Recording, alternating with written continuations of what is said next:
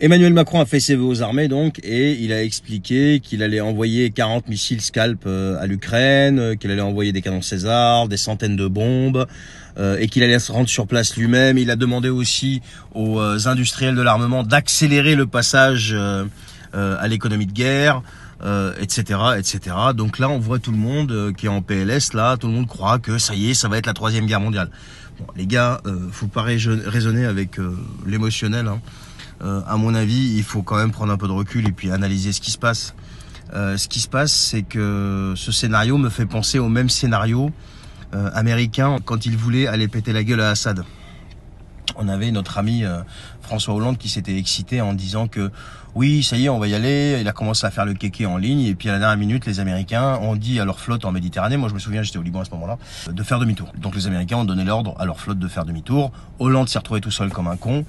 Je pense que c'est la position qui lui va le mieux. Maintenant, là, qu'est-ce qui va se passer? Là, à mon avis, ça n'engage que moi, troisième guerre mondiale, que dalle. Il n'y a rien du tout. Il y a deux choses. La première des choses, c'est que le climat social en Europe, mais il est plus que délétère. Donc, qu'est-ce qu'ils ont comme autre choix que de vous faire peur en agitant le spectre d'une troisième guerre mondiale? La chance qu'on a, c'est qu'en face, on a des stratèges, on n'a pas des guignols, d'accord?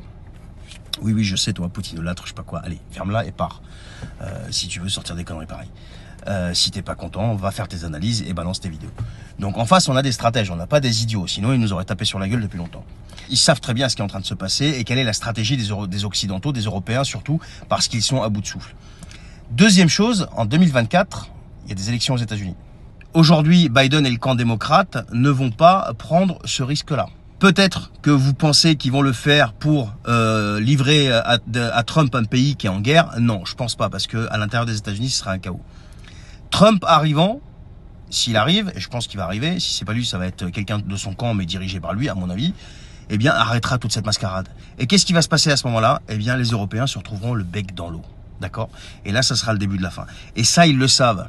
Et aujourd'hui, ils partent dans tous les sens. Ils vous font flipper juste dans un seul but, qui est de vous maintenir sous pression pour que vous vous ralliez derrière les présidents de chaque État, parce qu'on va être en guerre et on va tout mettre les problèmes de côté pour pouvoir justement affronter cette situation qui, elle, relève du vital, d'accord? Relève du vital. Donc il faut arrêter de flipper, il faut garder la tête froide. Troisième guerre mondiale, j'y crois pas. Et il y a une dernière raison qui est magistrale, c'est que si jamais ça se passe, ça se passera entre puissance nucléaire, et là ça sera carrément l'apocalypse et il n'y aura aucun vainqueur. C'est tout. Donc faut arrêter de spéculer, de dire, alors on a le droit tous de spéculer, hein, je critique pas, je suis pas en train de critiquer les contenus de chacun, mais moi personnellement c'est ce que je pense. Dites-moi si vous êtes d'accord avec moi. En tout cas, je reste convaincu qu'il n'y aura pas de troisième guerre mondiale.